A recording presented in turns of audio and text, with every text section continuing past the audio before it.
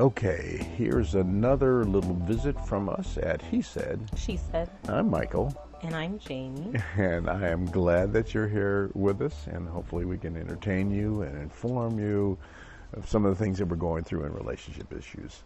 So, the last thing we talked about on the previous podcast was we were talking about friends with benefits relationships and how they're used sometimes to fill that gap that occurs at different times in life, especially after you've had a long-term relationship and you're used to a partner, but you're not ready for a new partner and a new relationship, so you are you want some of the benefits of that kind of a relationship. So can you describe for me, and maybe for the listeners, and I'll try to give my description of what do you think a friends with benefits relationship, how it's defined, and what advantage or disadvantage there might be from a woman's perspective?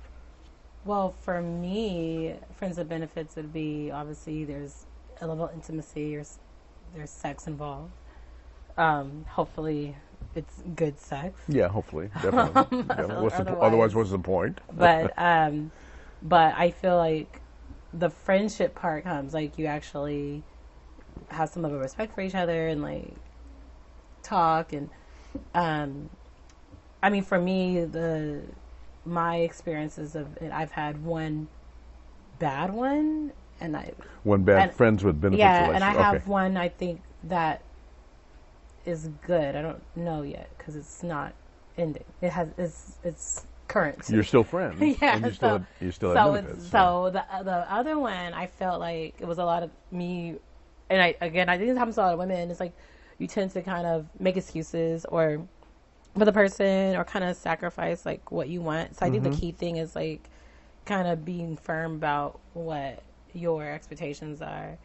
Because this person that I was seeing for quite some time, like, we never really went out, we never really did anything. It just was like, I mean, it just was sex. So, and I think in the end that even with that, somehow I had some kind of emotional connection to this person, which in hindsight, I really don't know why. Yeah, I think with women, and we kind of touched on it earlier, is I think we do have a harder time separating a sexual relationship from, like, separating the emotion out of it. So yes, yeah. I think there's a time limit for everybody at one point. So for me, I think I knew, like, he didn't want much more from that. But I think if I had to really be truthful, I was just waiting for him to change his mind.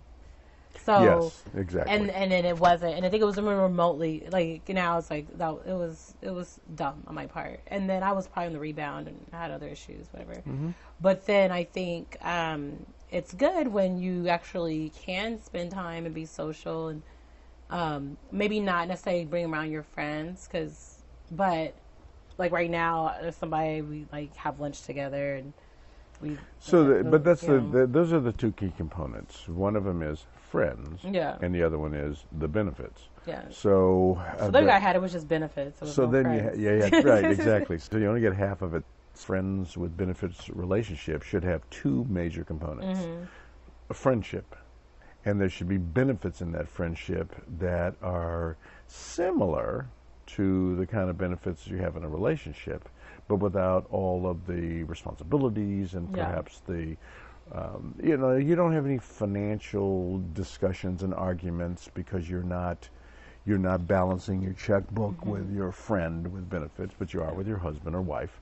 So I know that in my life, that if I want a friends with benefits relationship, I want somebody I can talk to, somebody I can go do things with. I really enjoy them. They make me laugh. They stimulate my brain.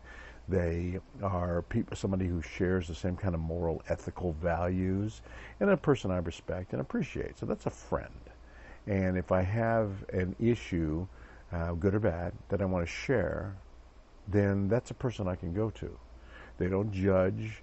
They don't insult and humiliate or whatever. They're a friend, but they don't just say. They're not just yes men or yes women. They don't just say yeah, sure, good. They might criticize something that I'm doing. They might consult and advise and make suggestions, things like that. It's, it's interesting. Like I said, we're on location at a marina, and I have no idea what that sound is you can hear in the background. I know that one is a bird, but but the other one I can't. It's I think it's some kind of bird too. I wonder if it's a bird. So let's assume that it's a bird. So welcome to our moment in nature, and let me get back to the other part of it, the benefits part. I think that the thing that helps you from being, from reacting to being alone and feeling lonely is the benefit of having the things that make you not feel alone or lonely. So if you go out on a date, you go to a movie, you go to dinner, you go somewhere, you don't feel alone. You're with somebody. But you could still feel, lonely in your heart, and in your body yearns for companionship or contact. So oftentimes you can go out with a friend, and that's really great. You say goodbye, you give a hug at the door, and you're off. But you're still feeling pretty empty, and Yeah, like I was like my friend, like after I had ended this 1 year thing, they're like, oh, well, just get yourself a really good vibrator. And I'm like, for me, I need both. One or the other. Like, I have my friends, but I said, look, my friends, you're not going, I don't go that way, so you're not going to be able to help me in that department. Right. And then it's like, no, I can't just go and use a toy. Yeah. Like, I was like, I need both. Like, I like to have the interaction, and it's just more to it. So. But that's the thing, too, is that with a guy or female, you can, in terms of gratification, you can masturbate and get gratified. You're feeling horny or whatever, you can masturbate and feel good and get some of that gratification. It's not the same, but you can do that. And the thing about it is that it's so not the same that you think, oh, what's the point? Why? Yeah. I'm really not enjoying all that. Yeah. And I got to enjoy something. I have good friends who are very good friends. We have talked about very, very personal, very intimate things. We've hugged each other. Nothing sexual, nothing that type of intimate. But we have had intimate conversations.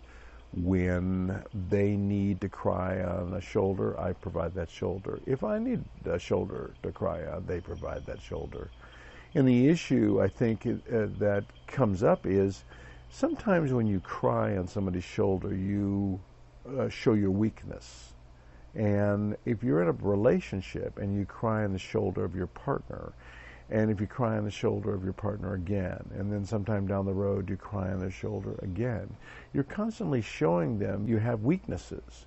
And so they know more about you than anyone else does, because they see those weak moments. They see those moments when you don't look as pretty as you do when you're all dressed up and out. Because they wake up next to you every morning, and your breath smells, and your hair is uncombed. So when you have a friend with benefits, and they don't know you every day at your weakest moments, and see all the potential bad that is you, the potential I'm not so great that is you, is it possible that a friend with benefits relationship is the way we should be going instead of relationships, instead of a husband and wife, except for having kids? For me, the friends with benefits is kind of like it's almost like early stages of dating. Yes. Right. And you're just, because oftentimes you could, if you're really good friends, it could turn into something more serious. And if it doesn't, it's just probably because it didn't work out. I just feel like people just use that term because a lot of people are commitment phobes, and it's like they want to have a label for it. So, and it gives you license to go and be with other people without it being considered wrong. So I think that's really what. And I think you hit the nail on the head. Definitely hit the nail on the head when you said a friends with benefits relationship is akin to the start of a relationship, because you first are friends, then you start cashing in on some of the benefits, and then you start mixing your lives. You mix your bank accounts, you mix your bills, your woes. They meet your family. They find that you got a crazy and annoying mom, who's a meddling mom, and now she's part of the family. Or you have a daughter or a son who doesn't accept them, so they're your stepchild. So the real world kind of falls into this thing and messes everything up. What I'm saying is there a way, or should there be a way, to limit relationships so that they don't really go into the whole let's get married thing? Why do people need to get married anyway? Why don't they just be friends with benefits? Well, I don't even know that answer. Somebody at work was asking me, what's the point of me getting married? Because I was talking to him, and he was with his girlfriend for quite some time, and I asked why wasn't he married? And he says, well, I don't see the point of that. It's just a piece of paper, which I always find to be funny, because if it was just a piece of paper, then just get the piece of paper. But it's not just a piece of paper, because you're not willing to just go get it. And It's like your birth certificate's a piece of paper, your driver's license is just a piece of paper, your mortgage, all that. So it obviously, that I hate that response.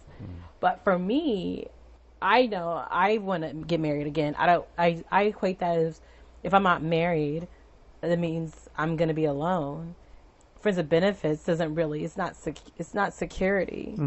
Well, I don't even think just living together is much security. Like, I just feel like, especially going through a divorce, if we weren't married, I think we would have ended it sooner. It's easier. When you're married, you're kind of, even the people outside look at, like, I view your relationship differently. Like, we have friends that were together for almost as long as we were, never married, and I don't take their relationship as seriously. Like, I feel like we treat them differently. Absolutely. And people treated us differently. And then if they broke up, I feel like people would be like, oh, that's sad. But with us, it's like, you should get back together. Like, there's more of an investment. So I think that the friends of benefits is fun, but I really think friends of benefits nowadays is just dating for millennials.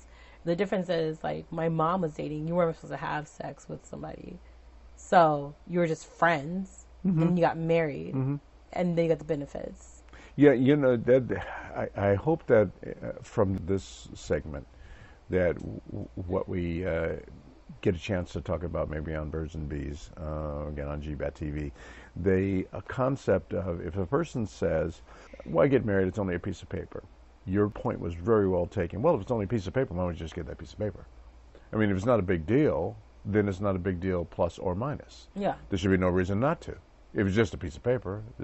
So then the other thing is, when you have a relationship and you are married for 15 years, and there's another friend that you have they've been living together for 15 years, when they break up, truly, it is not as traumatic as when that marriage breaks up.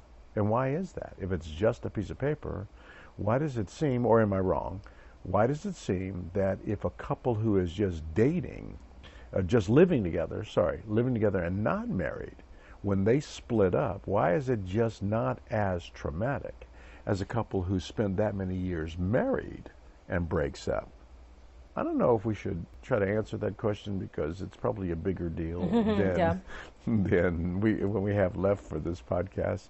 But that's a question I'd like to address at some time or another. If it's just a piece of paper, and if it really is far more traumatic if you break up from a marriage, is that the reason why you should, or is that the reason why you shouldn't get that piece of paper?